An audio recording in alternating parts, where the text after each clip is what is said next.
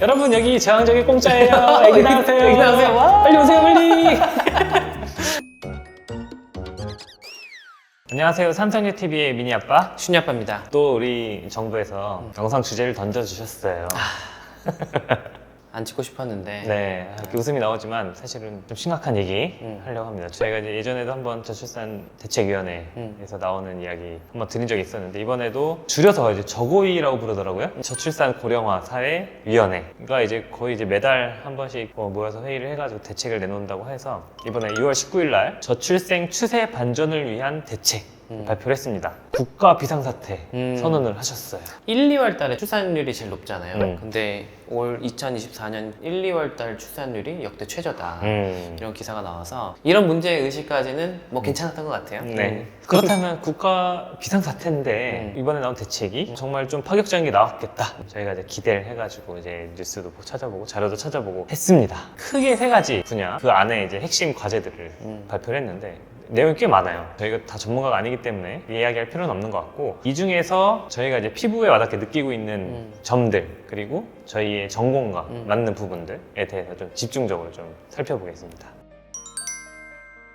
그 중에서 뉴스나 뭐 여러 가지 SNS 이런 데 많이 홍보가 되는 것 중에 하나가 육아휴직 했을 때 급여 한도를 늘려주겠다.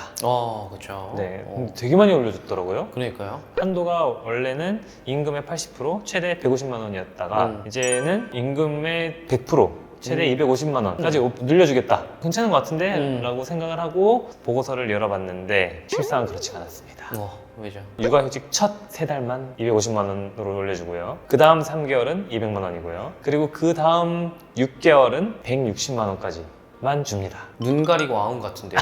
그러니까 원래 이제 100만 원이 올랐으면 1200만 원이 올라야 되잖아요. 그렇죠. 500만 원 정도 올랐습니다. 한 달에 100만 원 더 준다고 했지만 평균으로 따지면 한 42만 5천 원 정도? 너무 생생을 했는데요. 차라리 그냥 190만 원이라 하든가. 저는 좀 이런 게 좀 나빴다 생각하는 게 모든 분들이 이런 보고서를 다 열어보진 않잖아요. 기사에선 250으로 올려준다고 하니까 경제 생활의 계획을 250만 원에 맞춰서 쭉 짜놓으신 분들이 갑자기 그 다음 달부터 들어오는 게 줄어든다. 그러니까. 그러면 정말 경제적으로 그 가정이 흔들릴 수도 있어요. 그러니까 마지막 6개월은 10만 원밖에 안 늘었어요. 올려준 건 좋았지만 별로 기분이 좋지 않다. 저는 저희 애들이 태어날 때만 하더라도 이게 없었어요. 배우자 출산휴가. 이게 의무가 아니었어. 저도 슈니 태어났을 때 잘렸어. 신청에다 잘렸어. 근데 이거는 강화가 되고 있어요. 이거는 정말 잘하고 있는 것 같아요. 좀 더 앞으로 더 많이 강화가 돼야 되긴 하지만 그래도 이제 배우자가 출산을 하게 되면은 20일 출산휴가를 받을 수 있습니다. 원래 10일이었죠? 네, 맞아요.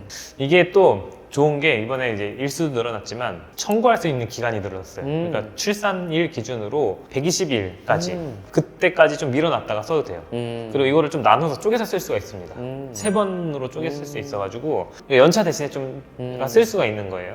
그래서 이런 식으로 한 번에 장기간 쓰기가 힘든 직종이거나 그리고 또 실질적으로 봤을 때 장기간이 필요 없는 경우도 있어요. 그쵸. 조리원에 있는 기간 이런 거 선우도우미가 계시거나 이럴 때는 뭐 오랫동안 있을 필요는 없으니까 그럴 때 꼭 필요할 때 며칠만 쓰고 좀 나눠서 쓸 수 있게 이런 배우자 출산 휴가가 확대되는 건 정말 좋은 대책이라고 생각을 합니다. 이거는 되게 환영할 만하네요. 네. 하지만 사각지대에 있는 분들이 훨씬 더 많잖아요. 그쵸. 대기업과 공무원분들 빼고 중소기업, 자영업 하시는 분들은 어떻게 해요 이거를? 뭐 육아휴직도 마찬가지고 현실적으로 되게 좀 어려운 부분이 많다. 그래서 이런 얘기도 보고서에 있기는 있어요. 그래서 이제 이런 사각지대에 놓인 분들을 위한 대책이 필요하다까지 인식까지는 하셨어요. 드디어.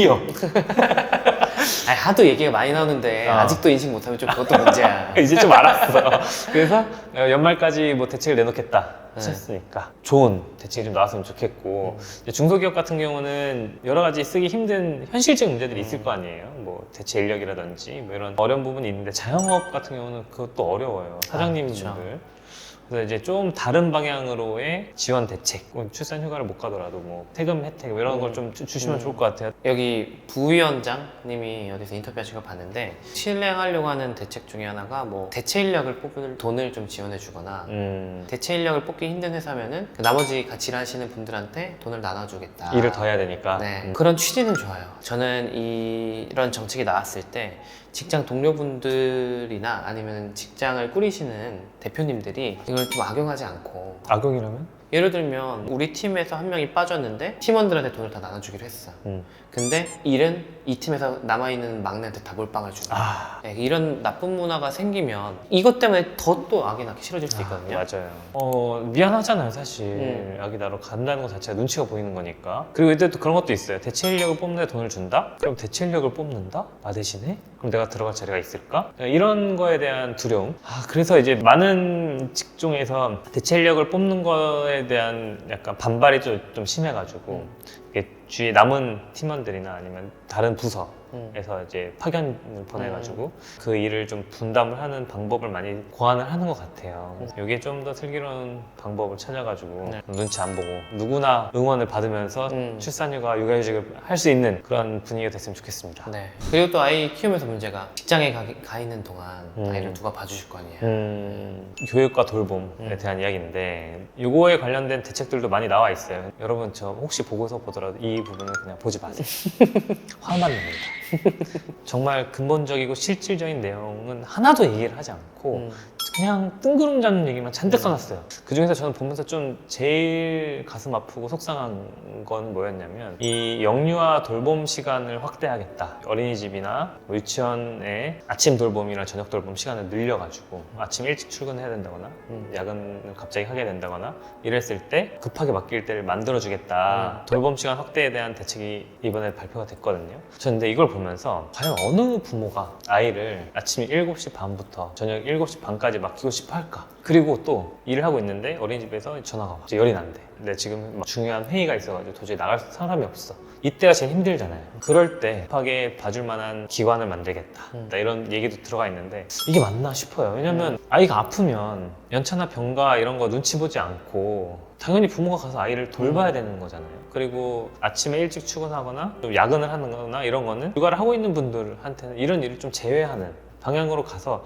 이런 제도가 필요 없게 만들려고 노력을 해야 되는데 자꾸 이제 언발에 오줌 누기식으로 자꾸 가는 게 너무 좀 안타까워요. 이게 근본적인 해결이 아니잖아요. 이거를 저희 진료 현장에서 직접 어떻게 느낄 수 있냐면 아이가 아프잖아요. 그러면은 병원에 데리고 와야 돼. 이 대책대로라면 그 기관 분들이 병원에 데려온다? 법적 보호자가 아니에요. 그럼 진료 안 봐줘요. 결국 부모님이 직장에서 나와야 돼요. 결국. 아무튼 뭐 답답한 부분이 많습니다. 그리고 이제 우리가 보통 그래도 어린이집 유치원 다닐 때까지만 하더라도 방학이 길지 않으니까 좀 애기 돌볼만 하다. 연차도 많이 안 써도 되고 하는데 애들 방학 보내고 나면 난리잖아요. 이제 그쵸. 방학이 길어지고 하니까. 이게 사실 방학의 의미가 우리 학교 다닐 때 생각하면 방학 때면 너무 좋잖아요. 학교에서 떠나서 새로운 환경에서 뭐 쉬기도 하고 학습도 하고 배우는 게 있는 시간이 방학인데 방학에도 학교를 연다? 그게 방학인가? 이름만 늘봄교육이지. 부모가 이제 방학 때 쉬게 해주지 못하니까 이런 대책만 자꾸 내놓는 것 같아요. 그렇죠. 이런 대책들이 굳어지면 사업체나 회사나 이런 데서는 근본적인 해결을 더 안 하려고 할 거예요. 너 애들 학교 요즘에 뭐 방학에도 다 봐준다며? 7시 반까지 어린이집 한다며? 야근 좀 해! 야근을 시킬 수 있는 명분을 만들어주는 거 아닌가? 이게 메인이 되면 안 되는 거죠. 돌봄에 대한 해결을 하려면 이런 육아 돌봄 시간 확대가 아니고 보호자들의 근로 환경을 좋게 만들어줘야지. 이런 거 필요 없이 보면서 너무 화가 났어요. 그리고 이제 마지막으로 제일 궁금한 게 이제 난임과 출산 지원 대책인데 이번에 되게 파격적으로 이름은 되게 파격적이죠? 제왕절개 공짜. 여러분 여기 제왕절개 공짜예요. 애기 낳으세요. 애기 낳으세요. 빨리 오세요 빨리. 야, 전 이거 보고 기가 차가지고 뭐라 할 말이 없었습니다. 그리고 이제 이걸 보면서 이제 갑자기 머릿속을 딱 스쳐간 단어가 하나 있었어요. 페인버스터. 페인버스터를 왜 못 맞게 하는 걸까? 제왕절개를 공짜로 하기 위해서 그 돈을 아껴서 또이또이하게. 재검토 열심히 하고 계시니까 네. 뭐 분명 또 아니라고 하시겠죠. 뭐 하지만 합리적인 의심이 든다. 그러니까요. 네. 하필이면 이때 페인버스터를? 되게 뜬금없었어요.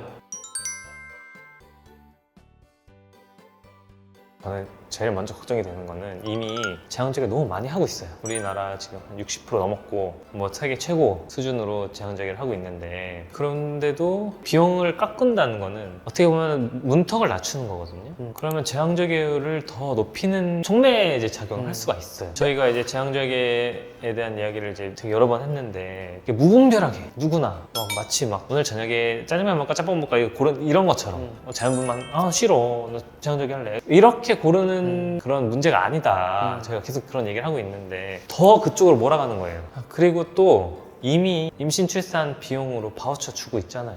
거기에 제왕절개 비용까지 무료로 하면은 중복되는 거 아닌가? 제왕절개 비용 때문에 아기를 안 낳는 게 아닐 텐데. 근데 이번 정책 발표에서 가장 뭐랄까 이해가 안 되고 좀 황당한 단어들이 좀 계속 나오더라고요. 저는 자꾸 임기 얘기를 하는 거예요. 그래서 저거이가 위원장이 대통령이시고 부위원장이 장관이시잖아요. 이분들의 임기를 얘기하시는 거예요. 이 보고서에 임기 내에 뭘 하겠다 이 내용이 11차례나 등장을 합니다. 여러분 정말 이거는 있어서는 안 된 일입니다. 아니 저출산이 대통령의 임기와 장관의 임기랑 도대체 무슨 관련이 있는 건가요? 2, 3년 안에 뭔가 눈에 띄는 결과물을 내겠다? 이게 결과물이 나와도 이상한 거예요. 왜냐면 바로 전에 저희가 영상 찍었던 보고서에서도 저출산의 원인 중에 가장 큰 게 결혼 자체를 안 한다 라고 했으니까 그럼 결혼은 준비하고 결혼을 하고 결혼해서 아기를 가지려고 마음을 먹고 임신하고 출산하면 어떤 정책을 하더라도 3년 안에 효과가 나올 수가 없어요. 2, 3년 안에 결과를 보려고 하니까 이런 어처구니 없는 대책들만 나오고 근본적인 해결을 하려고 하진 않는 것 같아요. 장기적이고 체계적으로 정말 접근해가지고 근본적인 문제를 해결하고 대책을 내놔도 될까 말까인데 자꾸 이런 식으로 접근을 하니까 해결이 안 되는 것 같습니다. 이거는 사실 여야를 떠나서 정치랑 좀 별개의 문제로 모두가 합심을 해가지고 장기적으로 5년, 10년, 15년 이런 계획을 잡고 가야 되는 문제라고 생각하거든요. 근데 진짜. 이게 정치랑 연결이 되어 있어 버리니까 급해지니까 아무 말이나 막 해버리고 이렇게 되는 것 같아요. 정치와 상관없는 정치를 초월한 분들이 위원장, 부위원장을 좀 맡으셔야 되고 제가 이 사이트 들어가서 위원님들 명단을 쫙 봤는데 50세 이상의 남성분들이 대부분입니다. 지금 제가 봤던 이 명단에 있는 위원분들 아마 정권이 바뀌면 싹 다 바뀔 겁니다. 맞아요. 제가 요거는 예언을 할게요. 그러면은 이제 대책이라고 나왔던 내용들도 싹 다 바뀌겠죠? 근데 다음 정권에도 아마 똑같은 레퍼토리가 계속 반복이 될 겁니다. 돈은 돈대로 또 막 쓸 거고. 돈을 몇백 조 썼다는데 그 돈은 어디로 간 것인가? 저는 총평을 좀 하자면 첫 번째는 아까 우리 말한 정치랑 조금 좀 너무 떨어졌으면 정치다. 좋겠다. 그 두 번째는 아직도 가성비 따지고 있다. 그 얘기가 있었어요. 아이를 출산하면 현금을 뭐 1억 준다 뭐 이런 거. 맞아. 뭐 그런 회사가 있으니까 나라에서 그렇게 해주면 어떠냐, 그런 현금 지급에 대한 정책은 없습니까? 라고 했더니 현금을 지급하는 거는 효과가 없을 것 같다는 의견도 있어서 안 했다. 그러면은 지금 내놓은 대책은 효과가 있을 거라고 해서 내놓는 건가? 판단의 기준이 진짜 효과가 있을 거냐 없을 거냐가 아니라 돈이 덜 드는 거, 그런 가성비를 따지고 있는 것 같아요. 이게 파격적인 대책을 내놓겠다고 예전부터 얘기를 하는데 어느 게 효과 있을지 모르잖아요. 그러면은 최대한 많은 걸 좀 시도를 해봐야 된다 생각하거든요. 저희는 진료 현장에서 뭐가 있냐면 환자가 세균에 감염이 됐어요. 그러면 항생제 쓸 때 되게 조심스럽게 쓰잖아요, 처음에는. 그쵸. 근데 환자가 상태가 되게 안 좋아졌어. 폐혈증 때문에 쇼크가 왔어. 그러면은 이 환자를 살리기 위해서 이 약 저 약 막 다 쏟아붓는단 말이에요. 살려야 되니까. 근거가 좀 모자라다고 알려진 치료법도 다른 게 안 통하면 시도해보고 이것저것 다 한단 말이에요. 근데 우리나라가 이렇게 죽어가고 있는 국가 비상사태라며. 아직도 가성비 따지면서 이번 대책 듣고 초전도체나 석유가 나와야겠다. 우리나라는 그거 아니면 저출산 해결 안 된다. 이제 보고서에 보면 이제 외국 얘기도 많이 나오는데 저희도 예전에 한번 얘기했죠. 외국 얘기 볼 필요 없다. 우리가 지금 세계 최강인데 누구랑 비교하냐 지금. 자아성찰하고 정말 근본적인 문제가 뭔지 들여다봐야 된다 이렇게 자꾸 말씀을 드리는데 이제 외국 얘기를 자꾸 비교하면서 외국에 했던 정책들을 많이 하더라고요. 그래서 근데 그 중에서 이제 많이 얘기가 나오는 게 세금 감면 이잖아요. 세금 감면이나 뭐 대출에 대한 이야기 이런 것들인데 우리나라에서 지금 세금 관련 된 것 중에 뭔가 해결해주면은 조금 청년들이 숨통이 트일 것 같은 게 뭐가 있을까 생각을 해봤을 때 증여나 상속세 이런 것도 좀 해결을 해주면 큰 도움이 될 거라고 생각을 해요. 부모님이 만약에 집이 있더라도 물려주지 못해요. 만약에 그것만 좀 해결이 되더라도 주택 문제 해결에 되게 더 도움이 될 수 있다. 그리고 내가 나중에 우리 자식들한테도 내가 열심히 일해서 돈 모아둔 거를 부담 없이 물려줄 수 있게. 이 말씀드리면 이제 부자 감세 얘기가 나오는 수밖에 없는데 이거를 어느 수준을 걸어놓으면 돼요. 어느 분들은 뭐 증여세 상속세를 내더라도 그게 부담이 없이 뭐 자녀들을 풍족하게 키우실 수 있는 분이 있으실 거고, 어느 수준이 안 되면 물려주고 싶어도 못 물려주시는 분들도 계실 거란 말이죠. 그런 수준을 정해서 하면은 저는 좀 그게 보완이 될 것 같고, 그리고 이제 뭐 나는 부모님이 물려줄 게 없다 그런 분들 같은 경우는 또 정부에서 또 주택 마련이나 이런 거에 대한 재원을 지금보다 좀 더 잘 해줘야죠. 네, 더 잘해줘야 되는 생각을 합니다. 그리고 저는 또 생각했던 게 이 다자녀 부모들은 노후 대책을 좀 더 잘해줬으면 좋겠어요. 아 맞아, 애 키우느라고 돈 다 써요. 네. 결혼하고 애기 안 낳는 이유 중에 제일 큰 게 사실 노후죠. 요즘에 이제 100세 시대인데 정년이 50세니까 애기 키울 시간과 돈이 없는 거죠. 뭐 예를 들어서 뭐 자녀가 3명 이상이다. 그러면은 연금을 뭐 2배, 3배 준다든지 아니면은 의료비 혜택을 좀 더 줘서 나이 들어서 이게 병원비 많이 드는데 그때 부담을 확 줄여주든지 결국은 아이를 안 낳으려고 그 결심하신 분들은 아이를 낳는 것보다 안 낳는 게 이득이라고 생각하는 거잖아요. 이득이라기보다는 아이를 낳으면 엄청난 손해니까. 손해다. 그 틀을 깨야 되는 게 중요하다고 생각해요. 아이를 낳는 게 더 이득이다. 제왕절개 공짜다고 이득이 될 게 없어요. 출산율을 올리려면 아기를 낳기를 포기하신 분들을 마음을 돌려야 돼요. 하나 낳은 분들을 둘 낳게 만들어주고 이런 대책이 나와야 되는데 자꾸 뜬구름만 잡고 있다.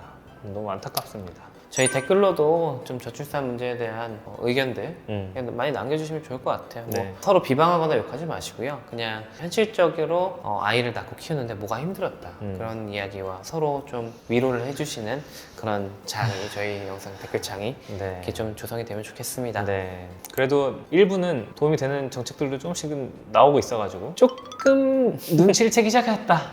그분들이 우리의 눈치를 더 보도록 진짜 젊은 사람들이 큰 목소리를 내야 됩니다. 저희도 정말 이런 거 유튜브에 올리면 나쁜 말이 들을지 모르겠지만 그래도 계속 해야 돼요. 그리고 이 목소리들이 그분들 귀에 들어가도록 그때까지 저희도 한번 열심히 얘기를 해보도록 하겠습니다. 감사합니다. 감사합니다.